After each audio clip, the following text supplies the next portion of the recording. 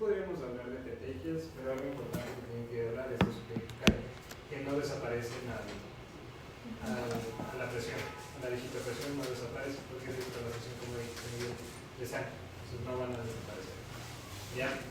Pero sí tienen que ustedes en general saber cuál es la diferencia entre una petequia, una mácula, pápula, cuáles desaparecen con la presión, cuáles no aparecen, cuál, o sea, en los libros se describe como cuál blanquea, cuál no blanquea, que en presentaciones que blanquean, que no blanquean, y todo este tipo de cosas, porque esto les ayuda en el diagnóstico. ¿Ya? Continuemos. Seguimos con el tema de las púrpuras vasculares. Tenemos la que está producida por la enfermedad del escorbuto. Esta viene secundaria a una deficiencia de la vitamina C. Esto nos va a dar una alteración en la síntesis de colágeno y con ello vemos afectada la integridad de los capilares. Se manifiesta como púrpura perifolicular, gingivitis y pérdida dental. Se refiere también vellos o pelos en forma de sacacorchos. El diagnóstico y manejo, bueno, pues para solucionar la deficiencia de vitamina C tenemos que administrar vitamina C. Y el diagnóstico se da mediante la clínica. Tenemos también la púrpura senil o esteroidea, que como el nombre indica, senil viene a estar asociada a envejecimiento o la degeneración del tejido conectivo o, bueno, pues en este caso, el uso de corticosteroides. Esto se va a presentar normalmente con equimosis en el dorso de las manos y los antebrazos. Se recomienda evitar traumatismos o suspender estos medicamentos que se han estado utilizando. Luego tenemos púrpuras infecciosas que pueden deberse a bacteremia. Se mencionaban los estreptococos del grupo A como el piógenes, sepsis o incluso en el caso de infecciones virales. Se manifiesta como una púrpura fulminante que incluso tiene necrosis cutánea y bueno, pues también puede estar presente en un episodio de coagulación intravascular diseminada. Para esto tenemos que tratar la infección subyacente, proporcionar el soporte hemodinámico y el control de esta condición grave de la asamblea. También tenemos otras menores que son las púrpuras mecánicas, que estas son autoinfligidas por el paciente y pueden estar presentes en, digamos, personas con condiciones mentales o tendencias autolíticas, idiopáticas, no se conoce, o también suelen aparecer en pacientes que padecen enfermedades autoinmunes e inducidas por fármacos. Pues la causa es variable y el manejo individualizado puede ir desde psicoterapia, suspensión del agente causal o inmunosupresores en el caso de las enfermedades autoinmunes. Una que Esta es la de escorbuto, la senil y la infecciosa. Esta era asociada a fármacos y esta era autoinmune. tal vez vamos a hablar de la púrpura dermocitoménica. Sí, más o menos. Continuando con estos trastornos de afectaciones de la infancia primaria, tenemos bueno, pues ya terminamos con las púrpuras vasculares, ahora vamos con las plaquetarias, que aquí sí lo que está afectado es en sí la célula, que bueno, pues puede haber condiciones en las que hay un número disminuido o una disfuncionalidad en sí de las mismas, que son las trombocytopatías, digamos. Entonces, solamente para hacer un resumen medio rápido, ahorita estamos viendo todo lo que está abajo, no es lo que está en la parte sanguínea, sino más el tema endotelial. Todo el line endotelial es lo que nos va a dar estas púrpuras. Tema de síntesis de colágeno, tema de receptores, tema de. Sí, principalmente lo que dijo ahorita. ¿Tu nombre es Isis? Sí, Isis. Okay. Lo que dijo ahorita Isis, tema de colágeno, factores endoteliales y todo eso. Y ahorita acabamos con el tema endotelial, podríamos decir, y ahora vamos a ir ya como tal a las células. ¿Ya?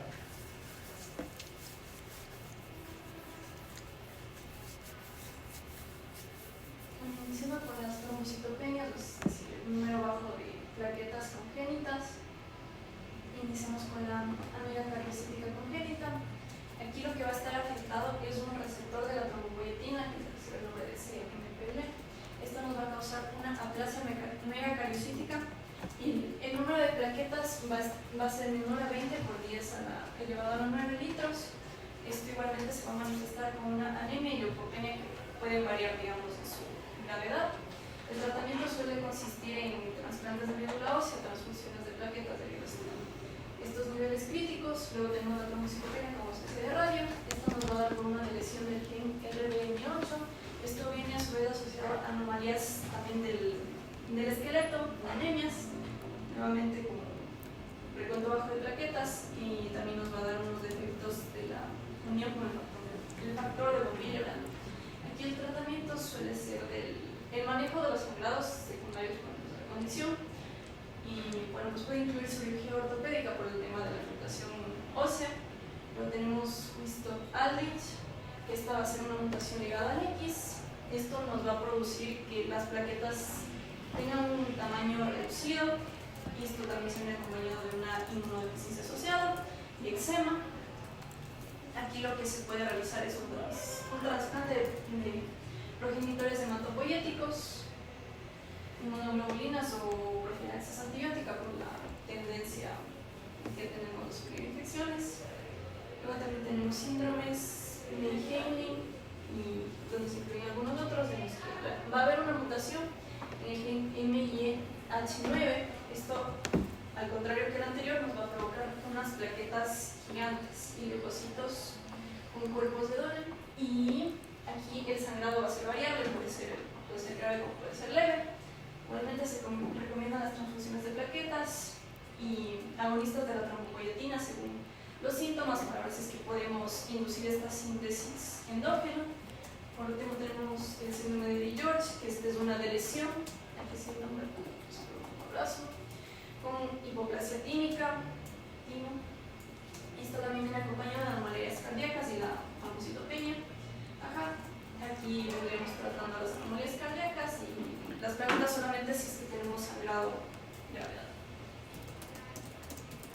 Ahora vamos con las trombocitopatías. Aquí el problema es la célula en sí, no el número. Tenemos el síndrome de Bernard-Solier. Esta nos va a venir dado por la ausencia o la disfunción de la glicoproteína o nuestro complejo, el 1B95. Aquí en el frotis sanguíneo nosotros vamos a poder ver plaquetas gigantes que son incapaces de adherirse al factor de von Willebrand. Esto se va a manifestar mediante sangrado de las mucosas, epistaxis, menorragia, trombocitopenia moderada, y vamos a ver una prolongación del tiempo de sangrado. El tratamiento, bueno, pues en estas condiciones, igual que las anteriores, va a venir por cuidados locales, quizás transfusiones de plaquetas o factor 7 activado recombinante, o incluso el uso de antifibrinolíticos. Luego tenemos la trombostomía de Glasman, que aquí la disfunción viene por la glicoproteína 2B3A. Aquí lo que va a pasar es que las plaquetas no se agregan mediante la acción del fibrinol. Las hemorragias mucocutáneas van a ser severas en estos casos, con hematomas y sangrados que pueden iniciar al nacer. Se observa un tipo de sangrado prolongado, mientras que de las plaquetas está normal. Aquí, bueno, pues vamos a poder realizar una transfusión. Se puede intentar también el uso de desmopresina en sangrado severo, igualmente el uso de factores recombinantes. Luego también tenemos los déficits de los gránulos presentes en las plaquetas. Ese paso muy bien nomás porque sí es muy denso. Sí, es muy de especialidad, no hay problema. O sea, está excelente que lo pongas ahí, pero sí es muy especialidad. Bueno, pues también tenemos alteraciones de la vía del ácido araquidónico. Aquí lo que va a pasar es que tenemos una deficiencia de la fosfolipasa A2 o de la COX, hablábamos de recién. Esto nos va a impedir la producción de cromosoma A2, y esto lo que nos va la manera en la que se va a manifestar es el defecto de agregación inducida por el ácido araquidónico, que a su vez nos lleva a producir sangrados leves. Aquí lo que se le recomienda al paciente es evitar el uso de AINES, el mecanismo de la enfermedad y el tratamiento. Luego también tenemos que las trombocitopenias no son únicamente congénitas, sino que también se pueden adquirir. Estas, bueno, pueden venir dadas inicialmente por una disminución en la producción. Esto puede ocurrir en los casos de aplasia medular, hipoplasia, infiltración en leucemias. en el tema de metástasis, en situaciones donde se recibe quimioterapia, exposición a radiación, alcohol, infecciones, y algo importante es que también puede ocurrir en el déficit de vitamina B12, ¿saben? O folato en las sangres megaloblásticas. Luego también tenemos que estas situaciones pueden estar ocurriendo por un secuestro por parte del vaso, en situaciones de esplenomegalia, hiperesplenismo. Esto puede ocurrir, digamos, en pacientes que sufren de cirrosis o cuando se produce hipertensión portal,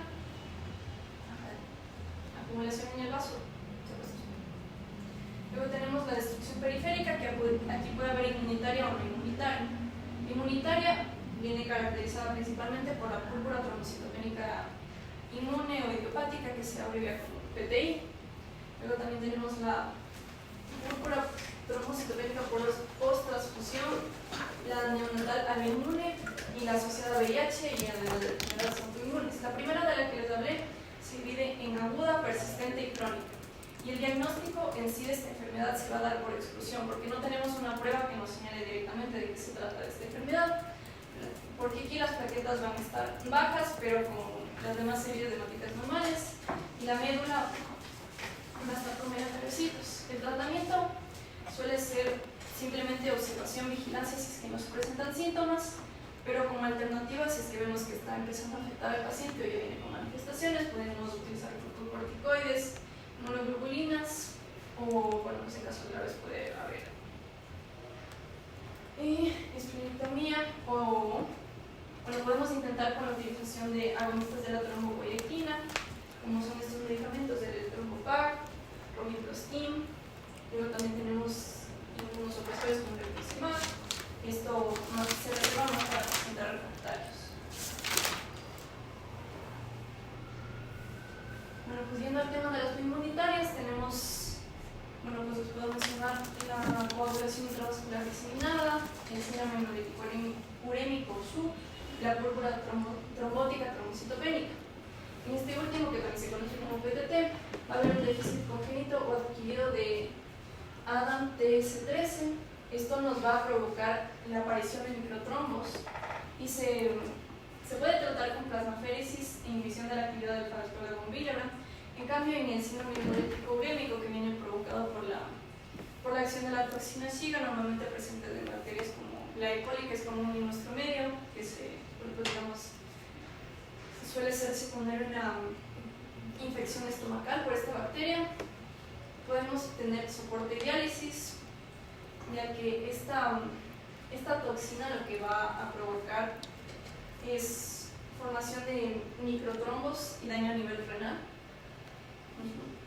Tanto en el SHU como en el PTT no se aconseja en la transfusión de plaquetas, salvo que tengamos casos de sangrado persistente, y bueno, pues esto que les digo es debido al riesgo que tenemos de agravar estos microtrombos.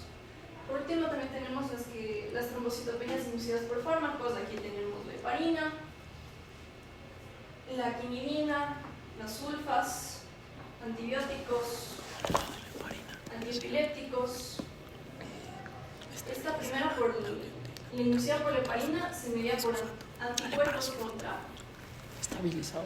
MP4 unido a la heparina y se acompaña de trombosis, ante lo cual, pues bueno, cualquiera de estos fármacos debería ser suspendido e iniciar. Si ya se está con tratamiento de heparina, iniciamos otro anticoagulante. Como una opción que se presenta es con la heparina. Ya. A ver, vamos a hacer pausa ahí. Sube nomás un ratito a la pantalla. Vamos a ir pasando uno por uno. Hacer toda la hemostasia primaria, ¿ya? Obviamente no hice porque ya sabe. Entonces, ¿en qué me quedé? Karen, por favor, adelante. Marcador.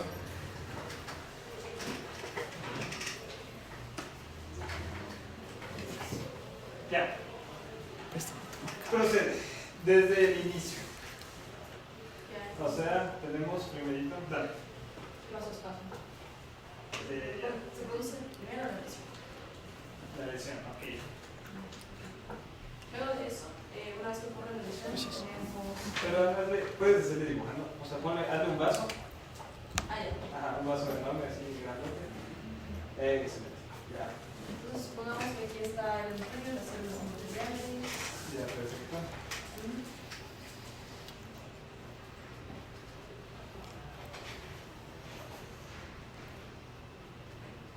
Ocurre aquí la lesión. Ya. Ocurre el sangrado. Una vez que ocurre el sangrado, luego después ocurre uno que se llama el vasospasmo. Ok. Ya. Y Ese vasospasmo, ¿por qué va a estar mediado? está mediado por algunos factores. Primero, puede estar por la endotelina 1, que te causa vasospasmo. ¿Por más?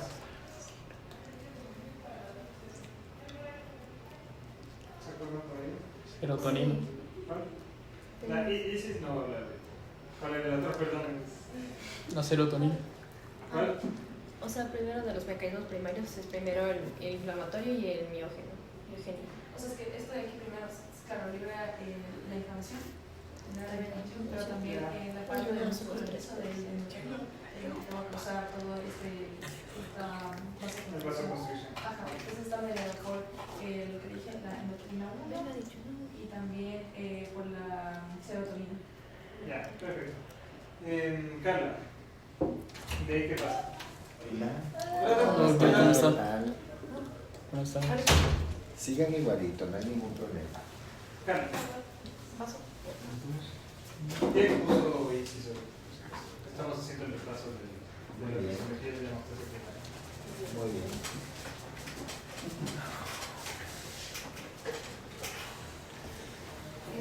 Ya hubo el vasospasmo, ya hubo la lesión, ¿de ahí qué pasa? Seguimos con la parte primaria, entonces aquí, este es el endotelio. Ya. Entonces, aparte de que ya hubo esto de mecanismo de vasoconstricción, también vamos a ver que en el endotelio mismo va a estar el factor de von Willebrand. Ya. Y aquí lo que va a hacer es que va a tratar de formar el tapón primario. Entonces, tenemos a las plaquetas, que entre las plaquetas tienen un receptor que es glicoproteína, la 1B, que lo que va a hacer es que, bueno, aquí como también va a haber el cambio conformacional de los podocitos para poder mejorar su superficie de adherencia, que se van a unir esto con el factor de von Willebrand para tratar de generar ya el tapón. Entonces. Ok, hasta ahí, déjenme hasta ahí. Entonces esa es la primera parte, que es la parte de la adhesión plaquetal. Ya, entonces como bien dijo Karen, si la glicoproteína 1B, todo el factor de von Willebrand. ¿Ya? Miguel, no mentira, estoy por Oscar. Sí. Adelante. Ya tenemos la primera parte, que es la adhesión. Una plaqueta o dos plaquetas o tres plaquetas ya se agregaron, se adhirieron al endotelio. Entonces, después de la parte de adhesión, va la parte de adhesión, va la parte de agregación. Una vez de que haya pasado esto, lo que va a ocurrir es que se va a expresar lo que se conoce como la ABP y al mismo tiempo también lo que se conoce como el tromboxano.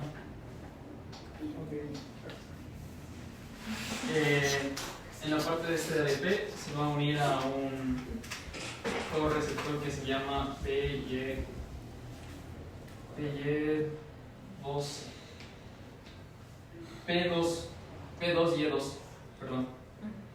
Bien. Y luego de haber activado el peyote de 12, lo que van es activar a una glucoproteína, a un complejo de glucoproteínas que es la glucoproteína 3B, 2A. ¿3B2A o 2B3A? 2B2A, perdón, sí, perdón. Sí, no hay problema. Ahí sí estoy. 2B3A. ¿Sí? Sí, de ahí qué pasa. Ya de ahí, una vez que se activa esta parte de estas dos glucoproteínas, lo que va a empezar a ocurrir es que esto va a permitir que ya actúe lo que se conoce como el fibrinógeno. El fibrinógeno lo que se va a encargar es básicamente de la agregación plaquetaria, es decir, atraer todas estas plaquetas que están llegando por acá por medio de la endotelina 1 y la serotonina y que efectivamente pueden unirse aquí, comiencen a agregar. Es como que les da la mano poco a poco y se van uniendo así. Entonces, esto en resumen es que necesitamos una plaqueta con factor de Born-Wienemann y la glicoproteína 1B para que se peguen en endotelina. Y de ahí el resto va a ser más plaquetas pegándose y pegándose entre sí. Y eso van a ser dos plaquetas donde la glicoproteína 1A3B se van a ir uniendo mediante el fibrinógeno. ¿Ya? Hasta ahí, entonces, como ven, en todas esas podemos tener deficiencias y es justamente lo que hablaba ahorita Isis. ¿Ya? Todas esas deficiencias. Pero primero tenemos que saber dónde van a estar cada glicoproteína, dónde activa cada activación, para luego ver las deficiencias y qué nos van a causar cada una de ellas. ¿Ya? Bien, ahí está perfecto. Entonces, Isis, vamos con la constancia secundaria. Tiene el marcador. Gracias.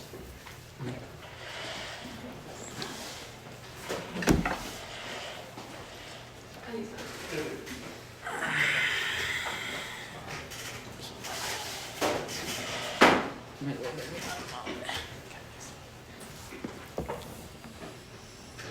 Ya, continúo. Continuamos con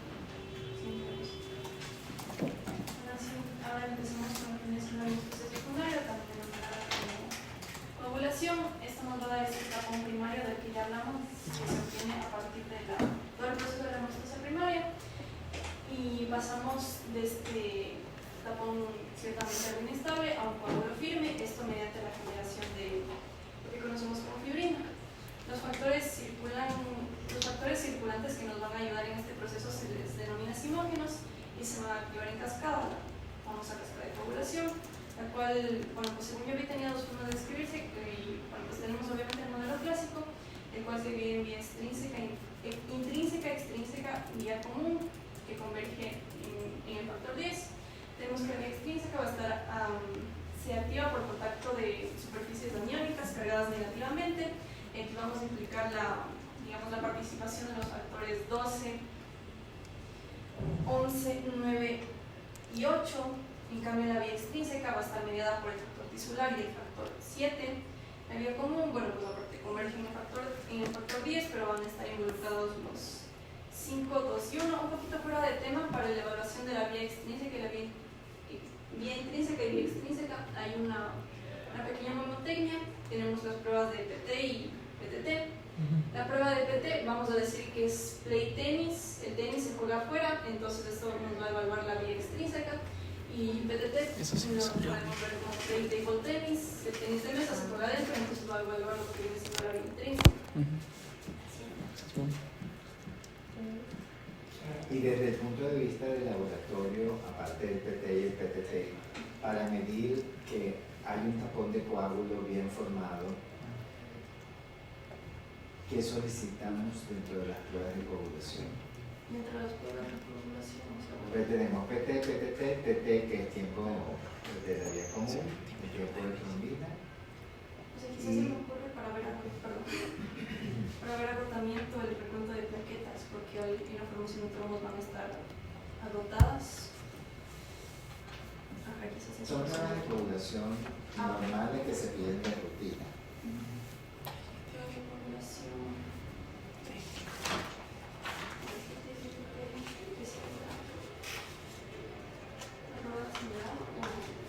El tiempo de sangría mide funcionalidad plaquetaria, pero hay otra, que es una prueba indirecta. O tiempo de hemorragia lo llaman. El tiempo de coagulación o retracción del coágulo. Porque ahí nosotros podemos ver si se forma bien el tapón, y eso indica que hay una estabilidad firme de la fibrina.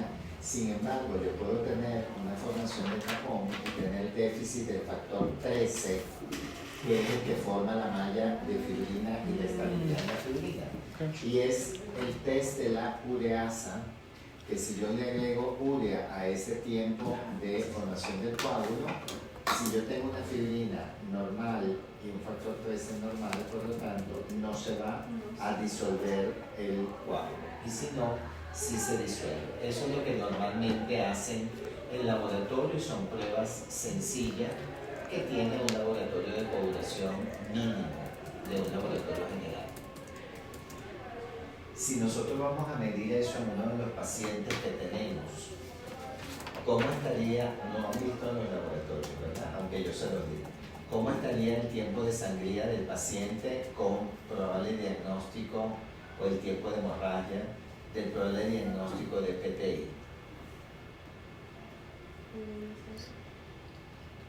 Por simple razonamiento prolongado.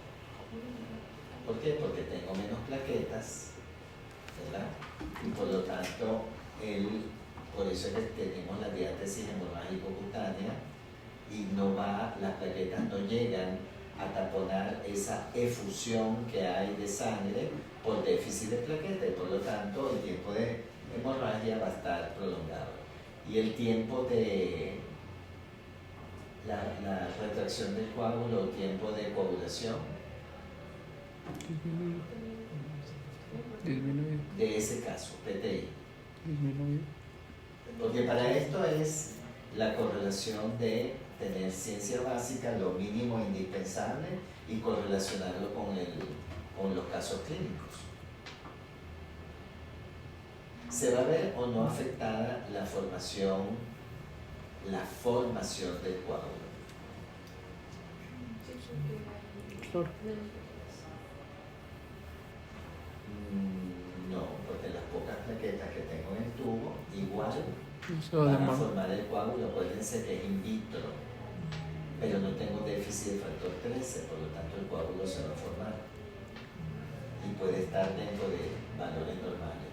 ¿Y cómo puede estar el PT y el PTT de estos pacientes? Prolongado. De este paciente. Prolongado. ¿Ah? Prolongado. No. Igual no. Tiene déficit de factores. ¿Y por qué debería estar ya. prolongado la fase secundaria de la coagulación o hemostasia secundaria si no tengo déficit de factores? Tiene que estar normal. Ahora, si vamos al segundo caso, ¿verdad? Donde hay hematomas espontáneos, estábamos sospechando en un problema hereditario donde nos planteamos la hemofilia, ahí sí voy a tener los tiempos de coagulación alterados. ¿Y qué sería? ¿El PT, el PTT o ambos? ¿En qué caso, perdón? En el segundo. Donde tenemos hematomas espontáneos, el niño se cae porque se cae y aparecen los hematomas, tiene epistaxis, son más grandes de lo habitual. Y si piensan solamente que puede tener el factor 8 y el factor 9 disminuidos sin saber de qué hemofilia estamos hablando, pero conocen la vía de coagulación PTT. o la hemostasia secundaria, ¿qué PTT. tendríamos alterado? Vía intrínseca. La vía, Intrínseca. ¿que cuál es? PTT. ¿PT o PTT? PTT. Exactamente. Seguimos. Y a ver si salen más preguntas. No por preguntar, sino por razonar. Siempre se los digo.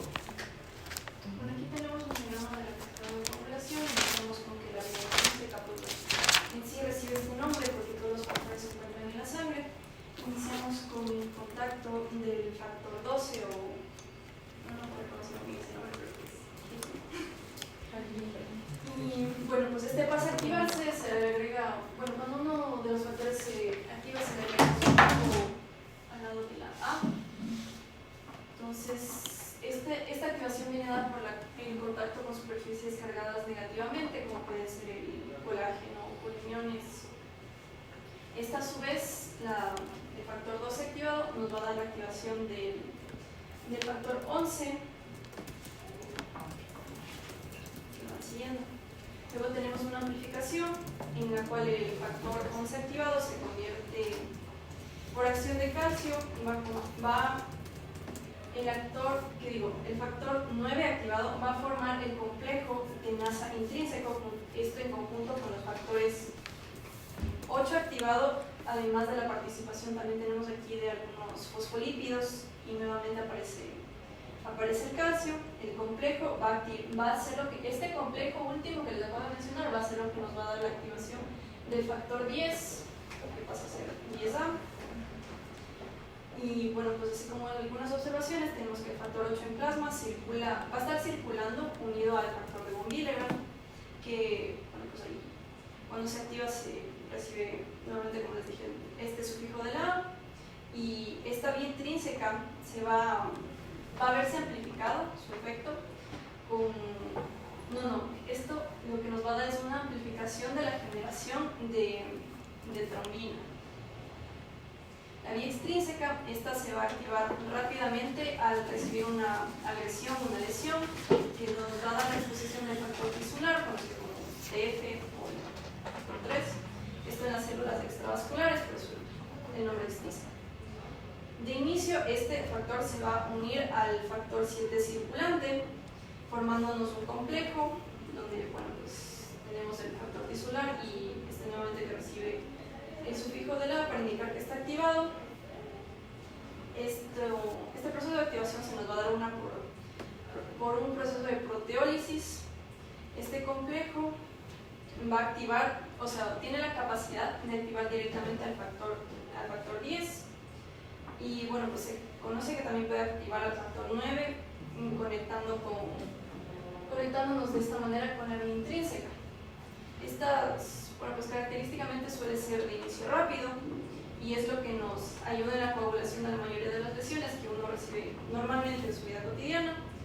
Y pues bueno, aquí cabe mencionar que, bueno, pues ya les dije antes, pero los factores de la coagulación que son dependientes de la vitamina K son, recordando la mnemotecnia, todos los que sabemos que 2 más 7 es igual a 9, tienen 10.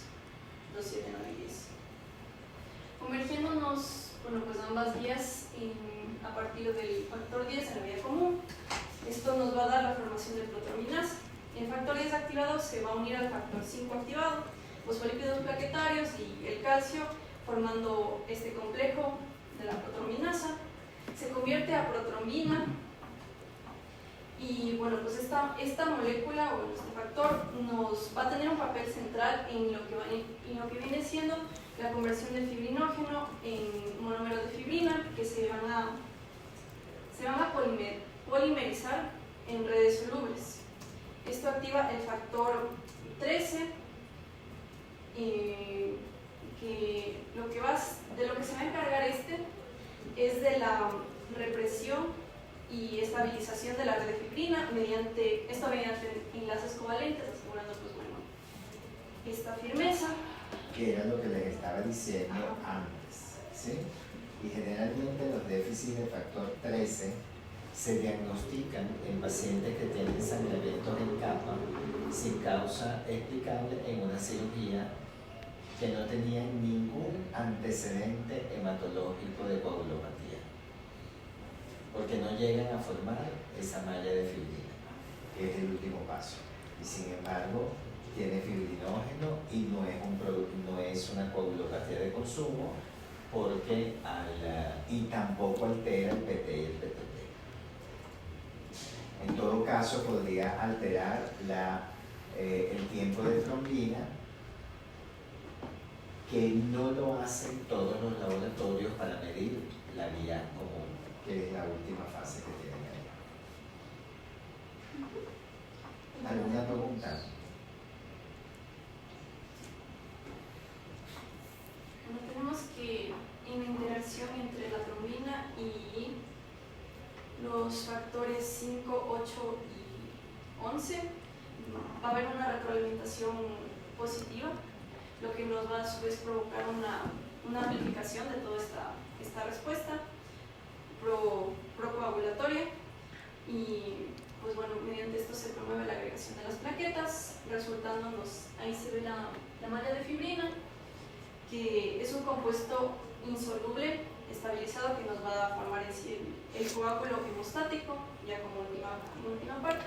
Luego tenemos esta otra pequeña sección aquí que es sobre el sistema fibrinolítico. Obviamente necesitamos deshacernos de esta malla una vez que ya no es necesaria. Entonces aquí vamos a ir con, una vez que la lesión está sellada, tenemos la activación de la plasmina.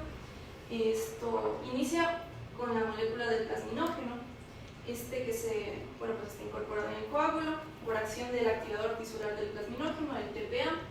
Aquí viene liberado por el endotelio, se convierte finalmente en la plasmina, aunque bueno, también podemos tener la acción el activador que proviene normalmente está almacenado en la orina, el activador urinario o UPA, que es otra vía de activación. Se degrada la fibrina y fibrinógeno, produciendo los productos de la degradación de fibrina, también conocidos como PDF. Y bueno, pues aquí también, además de estos, vamos a tener la formación de dímero D, que son unos fragmentos que nosotros medimos sobre todo en situaciones donde vemos una disminución de la coagulación. Y luego, bueno, pues aquí en este proceso también nosotros debemos tener unos controles para el tema de la fibrinólisis. Estos van a venir en la forma de inhibidores, uno de los cuales, pues aquí se encuentra el inhibidor del activador del plasminógeno, que nos va a inhibir tanto el TPA como el UPA, que son los responsables del pase de plasminógeno a plasmina. Luego también tenemos la alfa-2-antiplasmina, esta directamente nos inhibe a la plasmina y pues recalcando nuevamente el balance entre coagulación y anticoagulación endógena para mantener el flujo sanguíneo adecuado.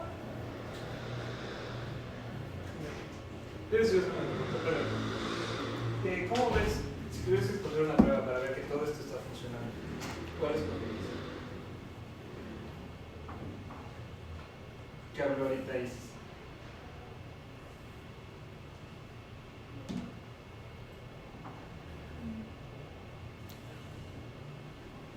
Que se está formando y que se está degradando. Dímelo, ve. El dímero D va a hacer que nos va a mostrar que el fibrinógeno se está utilizando, se está consumiendo y al mismo tiempo se está degradando. Y por eso lo utilizamos en pruebas donde se está consumiendo mucho fibrinógeno y se está degradando al mismo tiempo, como el CID. Ya, entonces es importante tener bien claro esto. Bien.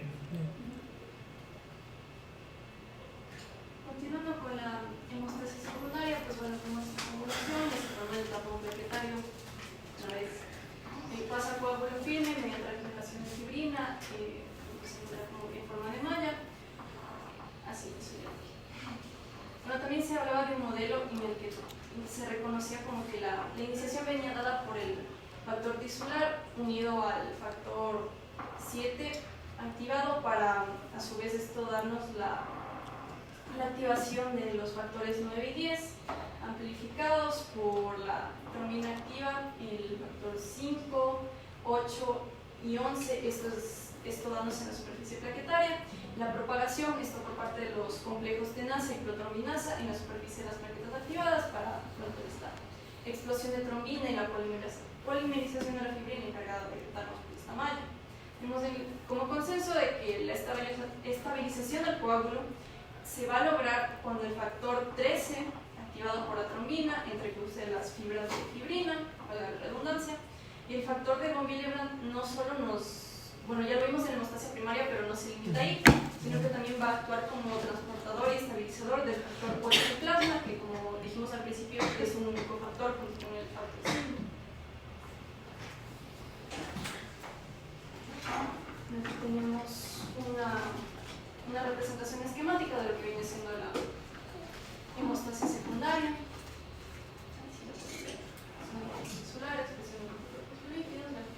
¿Se recuerdan el caso que yo les planteé de entrada el día lunes, que está hospitalizado con trombosis?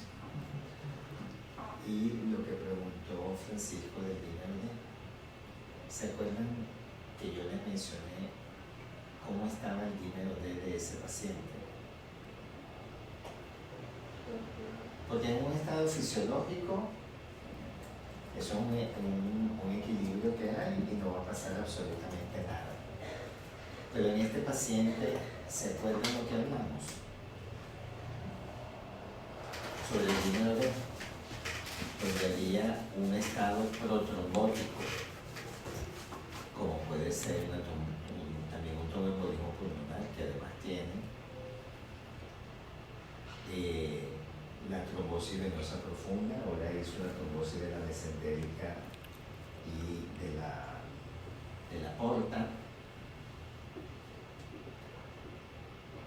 que es una manera de medir el efecto procoagulante con el tratamiento que le estás poniendo, valga la redundancia, de anticoagulación, está haciendo efecto.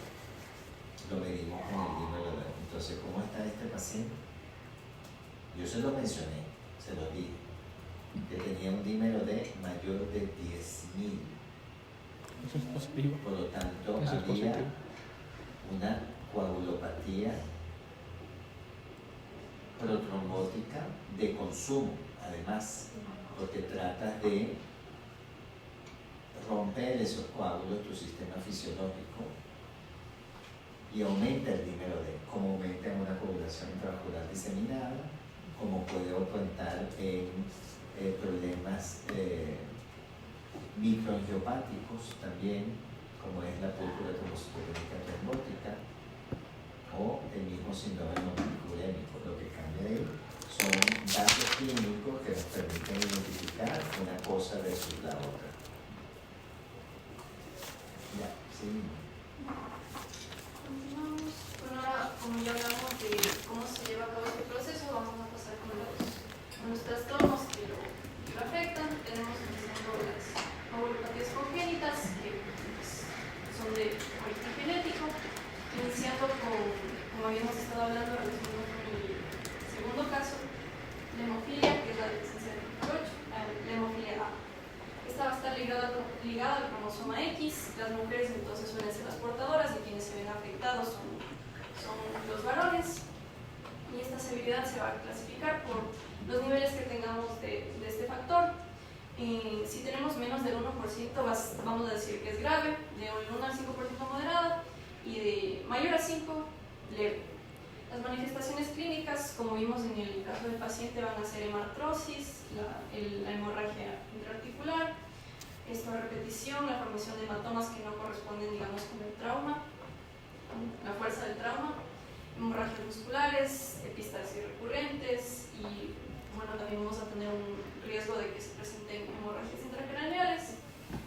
Y como estábamos hablando con el doctor, vamos a tener un TTPA prolongado, nuevamente la deficiencia de este factor. Y mientras tanto, tanto el TP como el recuento plaquetario se van a presentar normales. El tratamiento, pues bueno, es un tema bastante extenso. Después tengo otra diapositiva aparte solo para hemofilia, pero sí podemos administrar directamente este factor recombinado o como un derivado plasmático. Se recomienda también profilaxis, bueno, ya expliqué que es la profilaxis. Continúan casos graves, también tenemos la utilización de desmopresina, la acción de antifibrinoolíticos como puede ser el ácido tranexámico.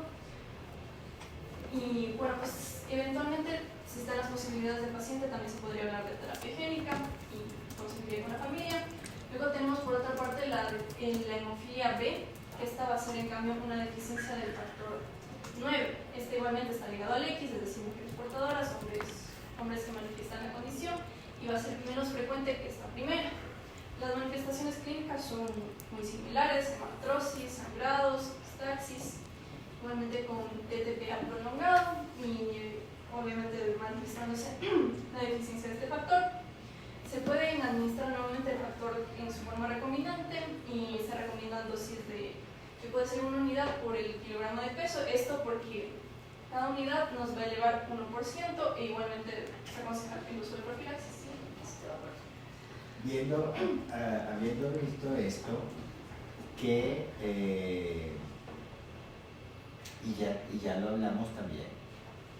¿Qué prueba hay para demostrar, sin hablar de PT y PTT, o sabemos que hay un déficit de factor, qué le pido yo al laboratorio que me haga para diferenciar entre un déficit de factor y un inhibidor de un factor de coagulación? También lo mencionamos.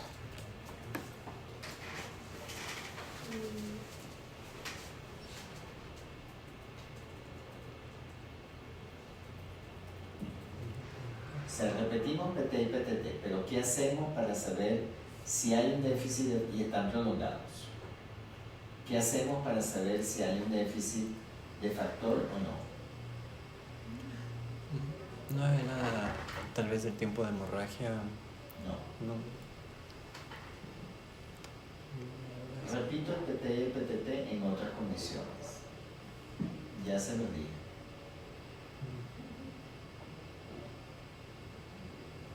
La prueba de la mezcla 1 y 1. ¿Se lo mencioné o no se lo mencioné? Sí. Ah, Sí, que es que... ¿qué? Ajá. Que si yo mezclo un suero con la sangre del paciente, si se forma el trombo, es porque si hay factores, pero no hay anticuerpos. Ajá, En cambio, pero- o sea, el suero compensa la falta de factores en caso de que hubiese.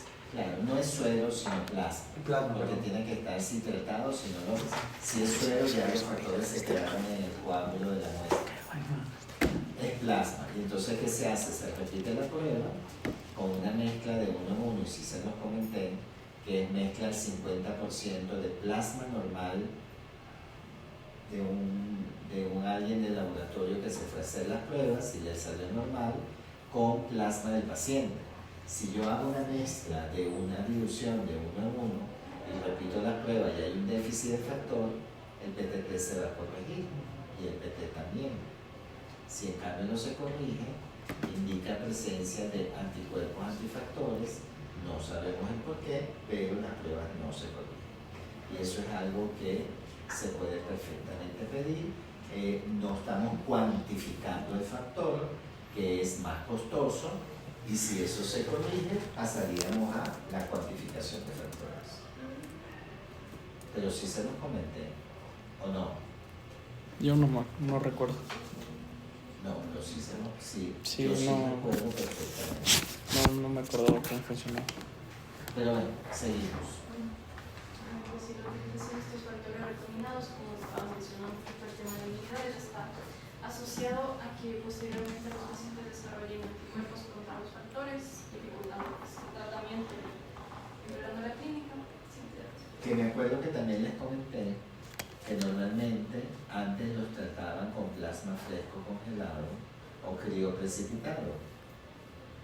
Y después, con el pasar del tiempo, surgieron los factores recombinantes y que los pacientes hemofílicos tienen que ser tratados en centros de hemofilia. ¿Por qué? Porque son los que manejan el factor recombinante y no los hay en todos sitios. Entonces se tienen que inscribir esto se lo digo aparte, en los centros de hemofilia del Ministerio de Salud o del Seguro Social para que les proporcionen el factor recombinante. Y que muchas veces estos pacientes empiezan a hacer anticuerpos y o hay que aumentarle la dosis del factor o cambiarle el recombinante o pasarlo a plasma fresco congelado o factor que se deriva de plasma humano que se procesa en las plantas de procesadoras de plasma que no son por ingeniería genética, porque pueden desarrollar anticuerpos, sea a uno que al otro. Eso es la fase de tratamiento, pero de eso se encarga el hematólogo realmente. Pero que son pacientes crónicos, son pacientes que pueden tener complicaciones inclusive por el tratamiento. Sí. Seguimos en el caso de la hemofilia, si tenemos episodios de hemorragias agudas en el paciente, bueno, pues según la situación clínica se recomiendan diferentes dosis de este factor recombinante, esto en unidades por kilogramo de peso, y bueno, pues dependiendo de esta situación clínica vamos a su vez a tener un nivel deseado de que queremos tener este factor y la frecuencia con la que se va a administrar la dosis. Por ejemplo, tenemos que la artrosis aguda, vamos a necesitar una dosis de 30-40 para un nivel de 30-50, y para lograr esto vamos a administrar 1 a 2 bolos intravenosos. En los casos de hematoma intramuscular vamos a necesitar una dosis igualmente como la anterior. En cambio, para un nivel de CO de entre 40 y 50%, igualmente 1 a 2 bolos intravenosos. En cambio, en hemorragia del sistema nervioso central, la dosis va a ser de 50. Aquí lo que necesitamos es un nivel del 100%. Los bolos se pueden administrar cada 12 horas o en una infusión continua. En hemorragia retrofaringia, igualmente es una dosis de este factor de 50 para un nivel de CO de 50 a 70%. En bolos espaciados con un tiempo de 12 horas, en hemorragias gastrointestinales, ya saben, puede ser sistema digestivo alto-bajo, melenas o sangrador rutilante. Vamos a necesitar una dosis de 50 y para un nivel de CO de entre 50 al 100%, dependiendo de... ¿Cuál es la situación clínica del paciente que nosotros presentamos? Que es el caso 2. Ajá, del caso 2, donde hay déficit de factor. Técnicamente era un niño que se caía, pero apenas se caía su sobrecito y entraba que eran más importantes por el tipo de caída que tenía, eran hematomas súper importantes y la epitaxis también, que duraba de 2 a 3 horas. Sí. Entonces estamos en el caso de hematosis agudas o hematomas intramusculares o subcutáneos, pero no tenemos nada de lo demás. ¿Sí? Entonces eso da también una orientación a acción rápida con el paciente para disminuir el sangramiento, porque si no después podría pasar, dependiendo del nivel de déficit que tenga, a complicaciones más importantes. Y otra cosa es que estos pacientes son de manejo multidisciplinario. No es solo el hematólogo, tiene que estar el pediatra o el internista en todo caso, tiene que estar el hematólogo, tiene que estar el psicólogo, ¿verdad? Debería estar también un cirujano por si acaso hacen síndrome de compartimentalización en algún hematoma súper importante, y no es cualquier cirujano, no es cualquier traumatólogo, es gente que se dedique a atender pacientes con estos defectos hereditarios, porque realmente las complicaciones son importantes y se pueden evitar. En cambio, si yo lo mando a un traumatólogo especialista en rodilla, sí, muy bien, va a poder ver que tiene un hematoma, que se lo tiene que aspirar o a lo mejor drenar, o si el daño tal es, tiene que ponerle una prótesis de rodilla o una prótesis de cadera, dependiendo de lo que sea. Entonces, es importante en la calidad de vida de estos pacientes que sean médicos que trabajen con el equipo de hemofilia. Bueno, terminando esta parte, pues hay pacientes que han atravesado traumatismo que van a recibir una cirugía, igualmente llegan a necesitar una medicina del 100%, esto se logra con dosis de 50 y bueno, 12 horas una infusión.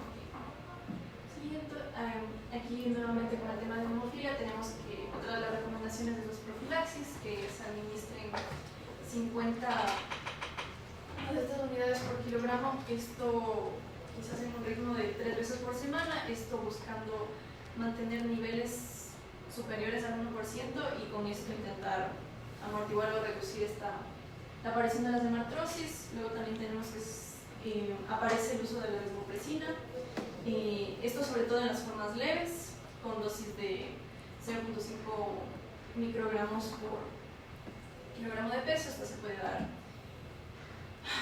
intravenosa y lo que nos va a provocar es un efecto de duplicación o triplicación de los niveles del factor 8 durante 12 horas. Esto también se puede administrar en formulación intranasal con 1 o 2 pulverizaciones según el peso del paciente. También tenemos el uso de antifibrinolíticos como el ácido tranexámico, esto sería 6 a 8 horas por día, ya sea intravenoso oral. Pero esto no se puede hacer en los casos de hematuria. Y pacientes... ¿Por qué salvo en hematuria? A ver, O sea, que no se usen antipirenomíticos si hay hematuria. Eso es lo que está diciendo ahí, ¿no? Estamos claros.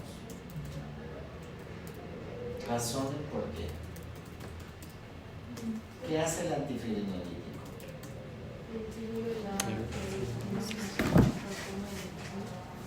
Y entonces, ¿qué pasa? No se rompe el coágulo para evitar el sangramiento. Y si yo tengo hematuria y hago eso, ¿qué puede ocurrir? Bloquear el flujo urinario. Tener una retención aguda de orina por formación de coágulo que me tapona la uretra y ese paciente tiene un globo vesical que es una emergencia y tiene que ir para que le pongan una sonda y poder vaciar la vejiga. Y hay un tiempo de resistencia y la vejiga puede fisurarse y puede generar una peritonitis con liberación de la orina intraabdominal. Por eso es importante. Entonces, siempre, vuelvo y repito, lo que se lee hay que saberlo razonar y por qué. Sí. Nuevamente hablando de los pacientes que presentan inhibidores, ellos, bueno, si hablamos de personas con baja respuesta, lo que se trata de hacer es más que nada incrementar la dosis del factor recombinante, pero en cambio en alta respuesta vamos a emplear lo que es lo mismo junto con un complejo protromínico activado conocido como el FI-BA. Y bueno, pues si queremos eliminar estos inhibidores, estos anticuerpos, lo que podemos intentar hacer es una inmunotolerancia con dosis alta del factor. Es una inmunosupresión. Utilizar medicamentos que inmunosuprimen para disminuir la respuesta antígeno-anticuerpo y bloquear esa falta de respuesta por anticuerpos circulantes. Yo les mencioné también que podemos aumentar la dosis del factor recombinante, porque a veces es dosis respuesta.